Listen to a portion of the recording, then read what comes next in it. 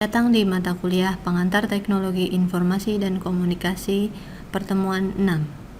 Kali ini kita akan membahas mengenai konsep dasar teknologi informasi.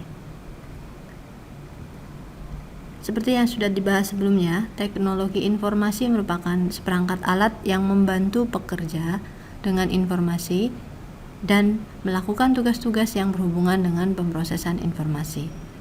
Sedangkan teknologi informasi juga tidak hanya terbatas pada teknologi komputer, baik itu perangkat keras dan juga perangkat lunak, tapi juga mencakup teknologi komunikasi untuk mengirimkan informasi. Teknologi yang menggabungkan komputasi dengan jalur komunikasi berkecepatan tinggi yang membawa data, suara, dan video juga diibaratkan sebagai teknologi informasi.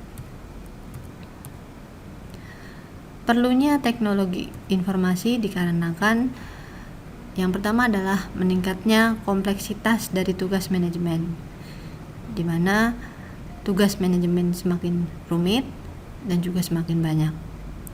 Yang kedua juga teknologi informasi diperlukan karena pengaruh dari ekonomi internasional. Lalu diperlukannya waktu tanggap yang lebih cepat dari yang sebelumnya. Kemudian juga karena tekanan akibat dari persaingan bisnis yang ada. Prinsip dan juga tujuan teknologi informasi. Yang pertama adalah tujuan teknologi informasi memecahkan masalah, membuka kreativitas, meningkatkan dan efisiensi dalam melakukan pekerjaan. Adapun prinsip dari teknologi informasi adalah high tech, high touch, yaitu semakin bergantung pada teknologi maju seperti teknologi informasi, maka seharusnya semakin penting untuk mempertimbangkan aspek high touch, yaitu dari sisi manusianya.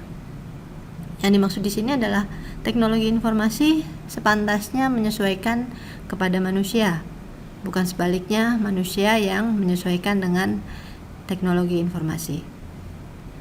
Maka jika kita perhatikan perkembangan teknologi semakin maju, maka teknologi informasi tersebut akan semakin menyesuaikan dengan perilaku ataupun ciri-ciri dari manusia.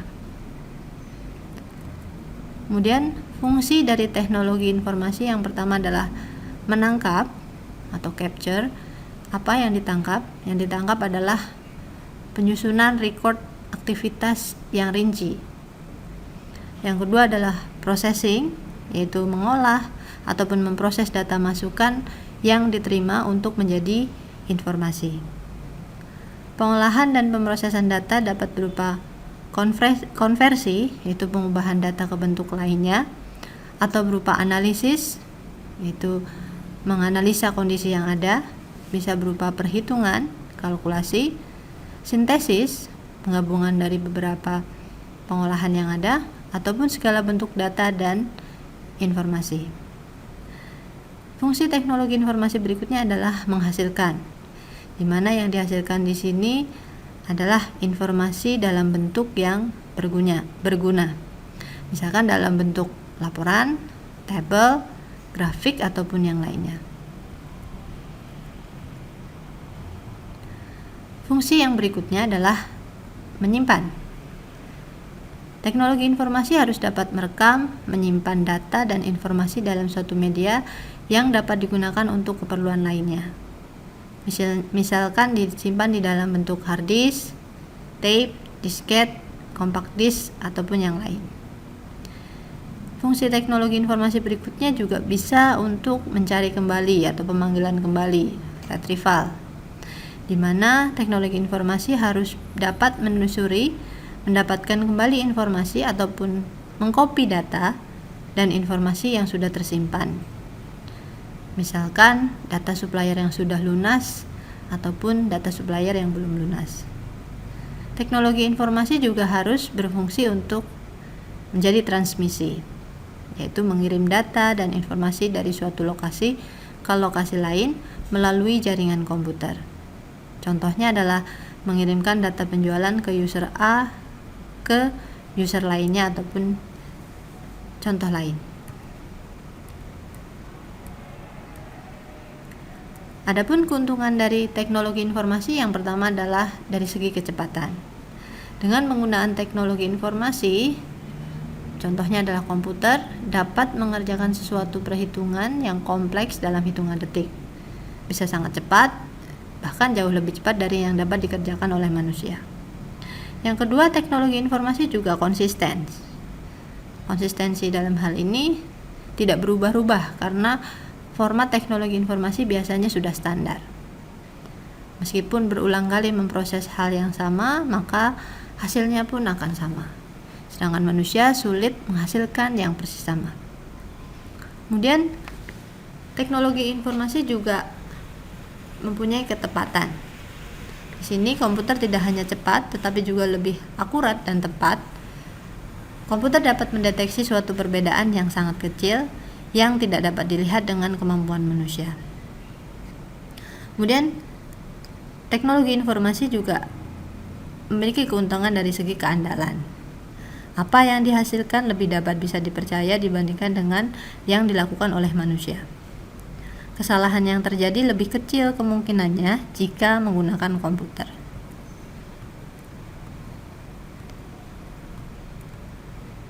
Kemudian, teknologi informasi mengalami evolusi perkembangan, yaitu dari era pertama sampai dengan saat ini disebut dengan era keempat. Era pertama disebut dengan era komputerisasi, era kedua adalah era teknologi informasi, era ketiga adalah era sistem informasi, dan era keempat dimulai tahun 1990 adalah era globalisasi informasi. Kita bahas satu persatu. Yang pertama adalah era komputerisasi. Pada periode ini dimulai sekitar tahun 1960. Ya, kurang lebih. Di sini ketika itu mini komputer dan mainframe diperkenalkan perusahaan seperti IBM ke dunia industri. Pemakaian komputer di masa ini ditujukan untuk meningkatkan efisiensi.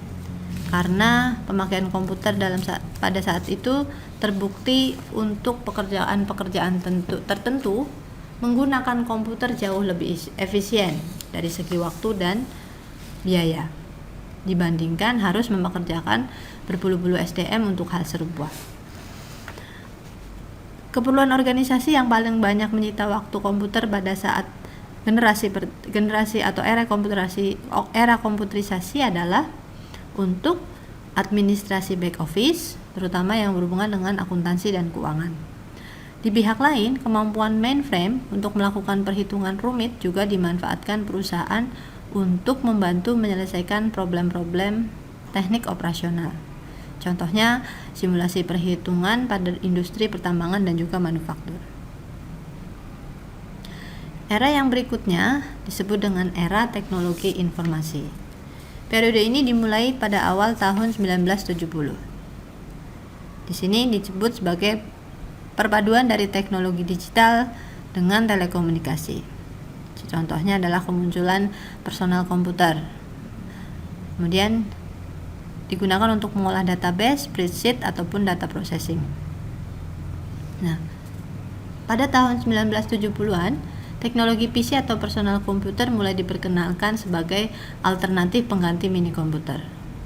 Dengan seperangkat komputer yang dapat ditaruh di meja kerja atau desktop, manajer atau teknisi bisa memperoleh data atau informasi yang telah diolah oleh komputer.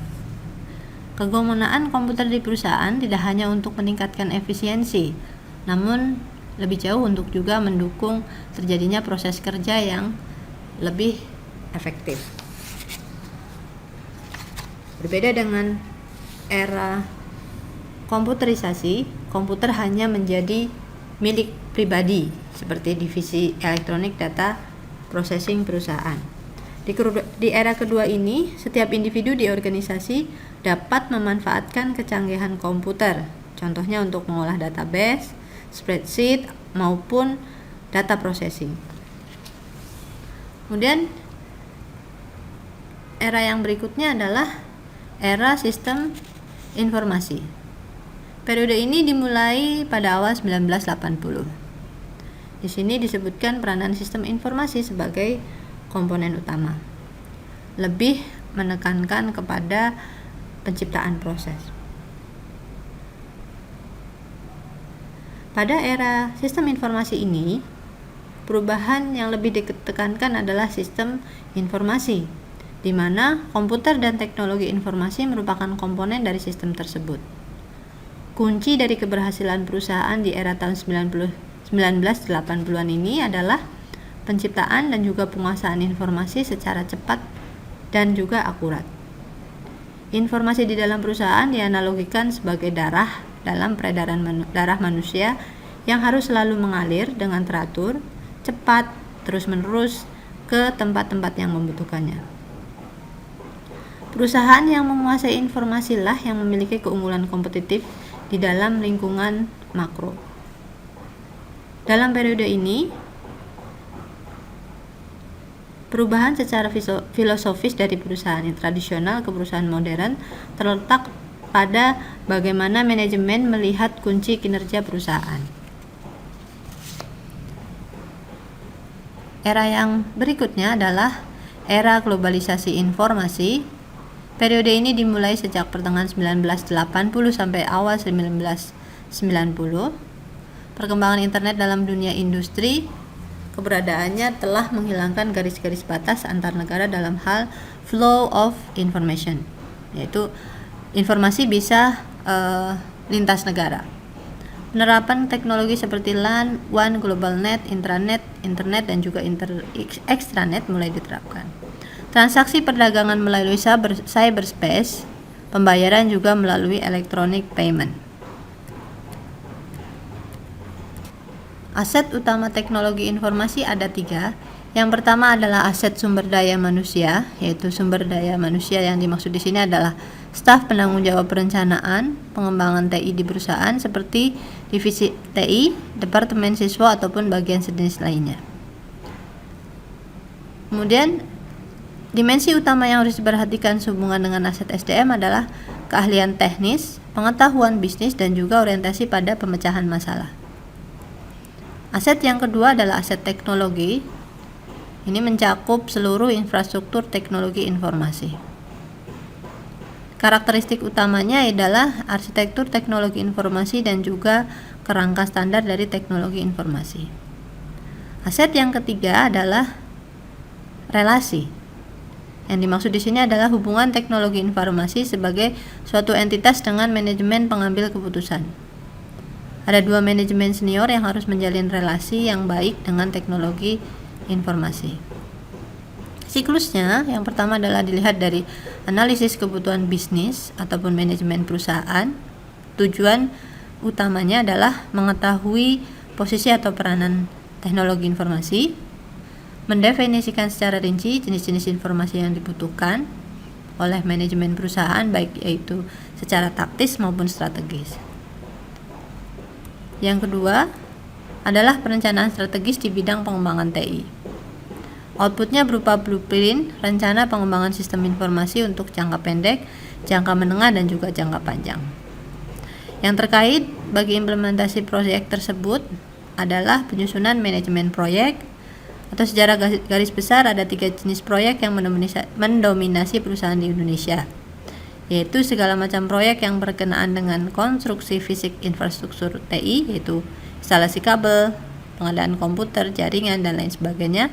Kemudian implementasi dari paket perangkat lunak, pengembangan perangkat lunak aplikasi oleh SDM internal perusahaan.